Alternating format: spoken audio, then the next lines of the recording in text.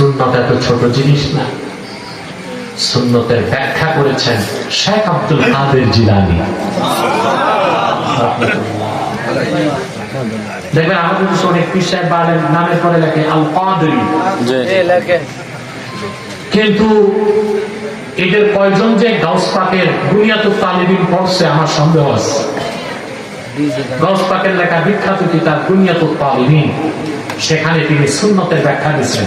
Gauss পাক আব্দুল কাদের জিলানী, আম্মা সুন্নাতু ফাহিয়া মা সান্না রাসূলুল্লাহ সাল্লাল্লাহু আলাইহি ওয়াসাল্লাম, আল্লাহর রাসূল নূর নবী মুহাম্মদ সাল্লাল্লাহু আলাইহি ওয়াসাল্লাম ১৫০০ বছর আগে মানব জাতির ইহকালীন কল্যাণ পরকালীন মুক্তির জন্য নীতি নির্ধারণ করে দিয়েছেন, যেটাকে ওই নীতির নাম সুন্নতে নববী। সুবহানাল্লাহ। ওই নীতির নাম সুন্নতে নববী।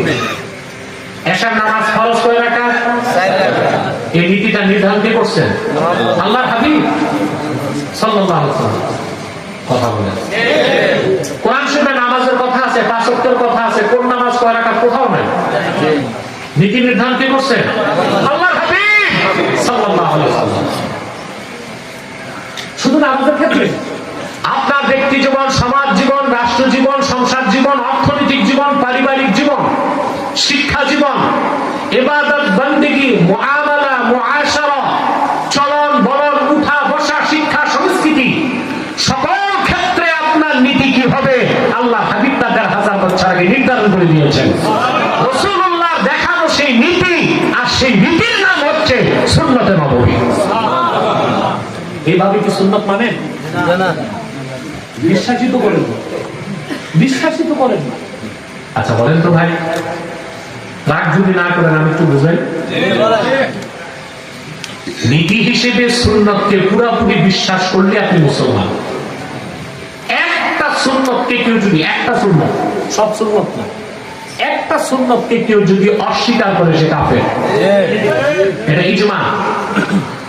قد اتفق العلماء من أهل السنة والجماعة أن من أهان أو جحد سنة من سنن رسول الله صلى الله عليه وسلم قد ثبتت سنيتها بدليل قطعي فهو كافر. সমস্ত উম্মত একমত। এই যে একটা বাংলাদেশে দেখবেন ভণ্ড মৌলবীরা বলে আব্বাসী কথায় কথায় কাফের বলে। এখন মানুষ আবার আমাকে মাপটাপ চাইছিল, বলছে যে না আপনি ঠিকই বলেন, আপনি ঠিকই বলেন।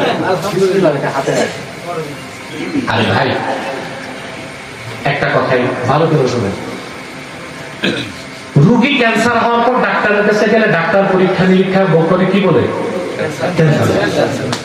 নাকি ডাক্তার বলার কারণে ক্যান্সার হয়?